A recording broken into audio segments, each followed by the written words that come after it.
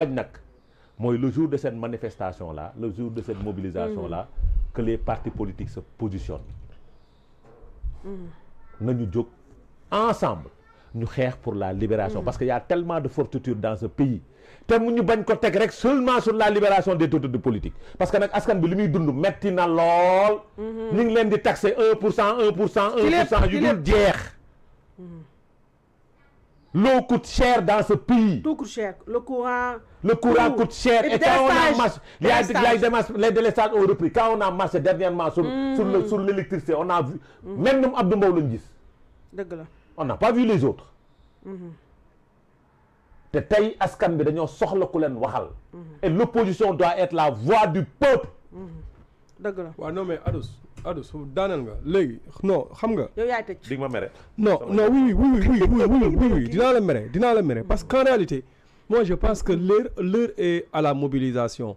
C'est vrai que il y a toujours des failles, il y a toujours des non-dits, il y a toujours des couacs yu nga xamante ni mën nañ ko xool ci li nga xamante ni moom mooy opposition mais il y a certains discours yu nga xamante ni si l'opposition va vers une mobilisation il faut pas pour man à mon humble avis nga baal ma de mais à mon humble avis il faut pas réveiller certaines choses.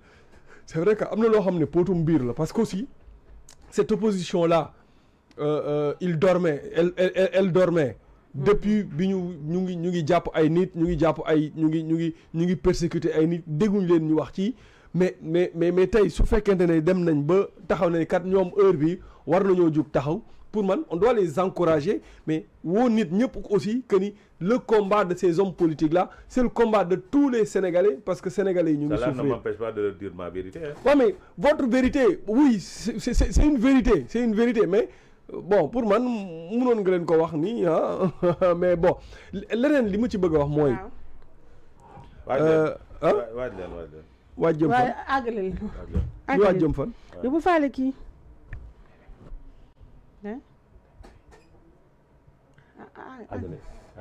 Adama Fall mënoo bàyyi ci xale bi wax nga perturbé. il va non il va pas le faire. non continue. xoolal. waxuma ko ci kaw de. non mais bàyyi ki wax. tu as la fâcheuse habitude de me disturb quoi. non bàyyi bu wax dem yow wax ci non yow soo muuroo rek da ngay may. bu yeboo waxal soo muuree rek da nga may contre yow. xam nga man nen tuuti la. nen tuuti laa kay. xoloo leen. déedéet jëboonuñu àggalil. xoloo Satan sort de ce corps. voilà àggalil leen. man maay Satan. yow la kay yow mii la waay rapport caché sort de ma tête. non moi gis nga. D'accord naa ci li nga wax. Voilà, je dis ma vérité. Oui, non, je te le concède. Maintenant, ce qu'il faut savoir, sànq rek dafa am ku ma doon waxal téléphone ñu ciy waxtaan. ma ne ko gis nga le problème jamono ji c'est qu'il n'y a pas d'opposition. C'est ça. Et l'opposition non maa ngi ñëw quand je dis il n'y a pas d'opposition je vous parle d'opposition politique. Et ça se voit sur le terrain.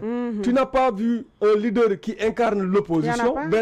Tu ne vois pas une opposition regroupée. yaa ngi doon gis ay initiative yoo xamante ni mu ngi doon am. C'est vrai que nekkuñu ci enjeu électoral. Mais boo xoolee nguur gi ni muy doxee. C'est-à-dire opposition bi dafa waroon teel a organiser wu. teel a nekk sur le terrain. battre le macadam. boobu dañoo tàppatoo ñemew ñu wax. Maintenant. Comme la nature a horreur du vide. Maintenant, ces gens ont face de les chroniqueurs et journalistes. Parce que, quoi qu'on puisse dire, Aïssatou, pour dire à mon grand, bi ma waxoon ne ko dootuma attaquer Ousmane Sonko, dañ doon waxtaan posture journaliste yi la presse jaaxal ko ci régime bi. ma ne ko grand mënuñoo nekk ci réew. nga ñëw fekk fi des organes de presse. ñuy liggéey. nga xëy nga déclarer leen guerre. ba pare ñooñu. taxaw war a mën a ànd ak yow. waaw dëgg fan la aaju. gis nga réew boo ñëwee maanaam da ngay maslaha ak ñëpp. mais maslaha la mu. Et je donne un exemple. Je vais pas citer le nom du journaliste et son média. Mais je donne un exemple. Adus ci jamono Macky Sall. mais amu fi woon benn site internet boo xamante ne ñëpp xam nañ ne opposant la. critique lool. waaw tàng jër. mais danaan am ay convention bu bëri. waaw. daan na am aide à la presse. waaw. ci jamono Macky Sall. waaw.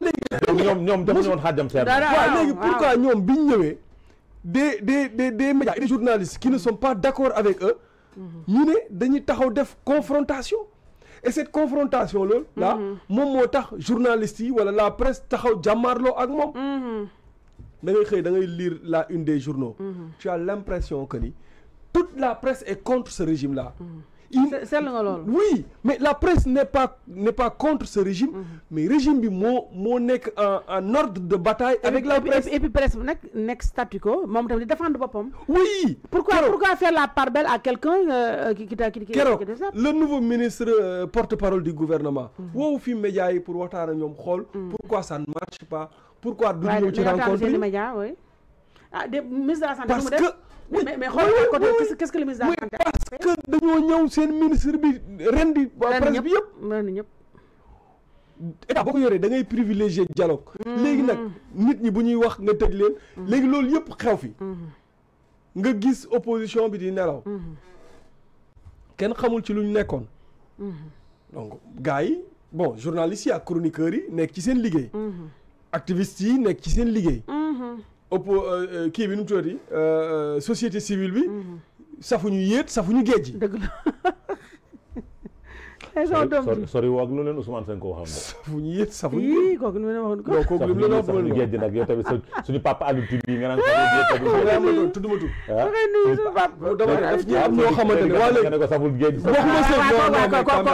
waxuma Boubacar Fall forum sori de justice nga ne saful géej may dugal di man waxuma ñooñu di waa léegi je reprécise dama ne voilà société civile nga ne saful géej non Moundiaye c'est quoi Moundiaye non taay nag moom yu taay il est bon non Moundiaye kaay ma xamal la Moundiaye mooy ku am yaram ki de non mooy ku nice ki ku am yaram ki nu mu tudd kan moo fa am yaram ku am yaram ki nu mu tudd xaw ma ko je veux lui faire un hommage borom grade grade moom la kan la nu mu tudd non partenaire bi waaw déedéet waxuma ko keneen ki te mu am julli kaata bi fii moom la moom kii la mais am yaram de non kii la dafa am yaram am julli kaata bi fii dafa amoon am julli kaata waaw non kii la Babacar bu gradel la déedéet borom gradel la déedéet boo waxee tur bi dinaa ko xam non xam nga ko ci kiiwu Bachir bi dafa ànd ak Soya Diagne mii nekk en prison tey Soya ndeysaan ñu taxaw il a soutenu Bachir il a soutenu Soya kooku il soutient les principes oui il est de la société civile oui même les CD et autres waaw léegi mu am ci société civile yow donc yaa ma soutenir loon bañ ma jàppee maa ngi ay sot ñëwoo bañ convoqué ay sot ñëwoo nag dëgg la kii laa lay wax di convoqué la ñëwul nga def conférence de presse ñëwul nga naan ko leen di tuuti leen tuuti tëjal sa kii tëjal kii lay wax Birahim Seck voilà Birahim Seck waaw Birahim Seck fu mu nekk léegi xam nga mooy forum civil mais nekkatu ko léegi Birahim mii laay wax changé na de kii xaw ma fu mu nekk de mais mu ngi soutenir gars yi bu baax a baax dañu leen soutenir Birahim mii laay wax c'est quelqu'un de bien Momar yow da nga dégg quoi merci yow moom merci beaucoup kii laay wax nii léegi nag su ko defee mu am une partie de la société civile safuñu yéet safuñu guerre yi une partie léegi opposition bi divisé wu maintenant il est temps nag ñoom ñu organiser wu pour mën nag parce qu'on va vers des échéances en 2027 c'est la nature a horreur du vide dëgg la te 2020 suñ fa àggee suñu àggee fan 2027 waaw ni yàlla nañ fa àgg te su ma doon gis nga su ma doon non non may wax nag may wax nag yàlla nañ fa àgg yàlla nañ fa àgg su ma doon Diomaye président de la République ce que je vais faire opposition bi li ñuy waaj a def nii déggu la de arrangé wu ma kii wuy ma Diomaye temps yi taluñu de dama ko jox conseil bu laa déglu la billaay déglu la déglu la Régis daggal li biir yàlla toppandoo yow Momo Cissé donne des conseils au président de la République Régis daggal li may waaj a wax am na lu ko doy sëkk day def président nga def ma médaillon dagg laay baa ngi wàcc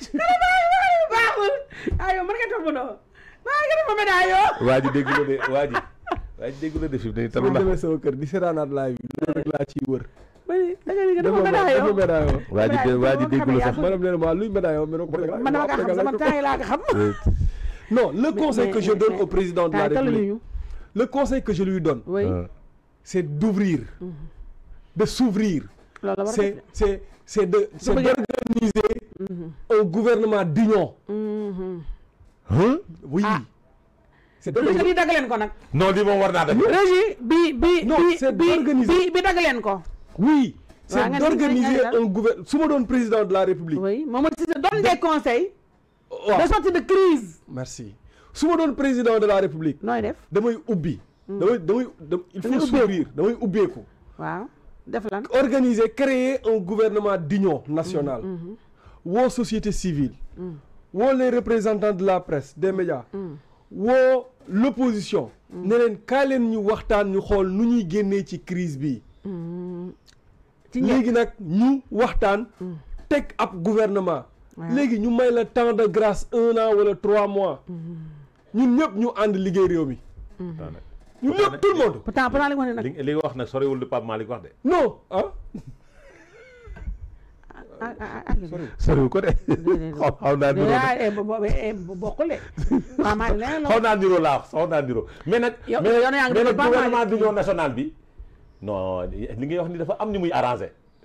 ñu ngi ci opposition bi te nee nañ ci opposition bi nag. dafa leen di arrangé. non xam nga li ma bëgg rek nga jeero kii xam na. ñu bëri kay. dafay arrangé ñu bëri. ñoom pas dëkk yooyu. ñoo gars yi nañ la seet si. daa dëgg la ñu bëri. dama toog ma xalaat ko ma ne. yow toi tu veux sauver le Sénégal. non oui parce que. tey Sénégal non parce que demul. tu aimes ce pays non demul ñoom mënuñoo. Déthié Fall ndeysaan Déthié. mu ngi jéem borom xëy 6 heures bi ndeysaan. mais Déthié temps yi. borom il est très ambitieux. non parce que Déthié en réalité xoolal Déthié dama wax un jour tali Thilmakha Ngaye Mékhé. waaw ci NFI bi ma gis ci programme infrastructure. Déthié def ko ci kaw ba pare indil ko kii nu mu tuddati budget 8 milliards et quelques. ma gis les programmes du ministère. mu nekk ay programmes yu ambitieux. mais du ko mën a réaliser parce que amuñu xaalis dañoo nekk ci crise et crise boobu noonu pour ñu nekk fa il faut ñu ubbeeku parce que dafa am lu tax ñu nekk fa woo nit ñi ne leen ñëw leen ñu wuti ji xaalis ensemble ñu commencé ñu liggéey même bu dee 2 ans la même s'il le faut sax ñu aj élection locales yi mais ñu ubbeeku ñun ñëpp ñu ànd liggéey réew mi wuti ji xaalis wut ay solution mais ñu tabax réew mi Abdoulaye da nga doon def ak kii ak mu tuuti ak Senghor. waaw ñii fi ñu toll nii luñ tal dama ñii ci raak lañ nekk de. loolu moo arrangé wul réew mi. malheureusement lii yëpp waxoon nañ ko avant ñu yegg si fii pour le moment nekkuñ ci réew mi seen bopp lañ nekk. lii yëpp waxoon nañ ko avant ñu yegg si fii. te dafay gën a empirer wu di dem. parce que nag askan wi. chaque 2 semaines nga gis benn taxe yokk. ak déguerpissement yi. plan d'austérité baa ngi ñëw. waaw te ñoom austérité yi ñoom xojuñ seen bopp. baax na en tout cas émission bi jeex na. kii fi mu ne mais nag nee tuuti nag tey moom kii nga fi moom.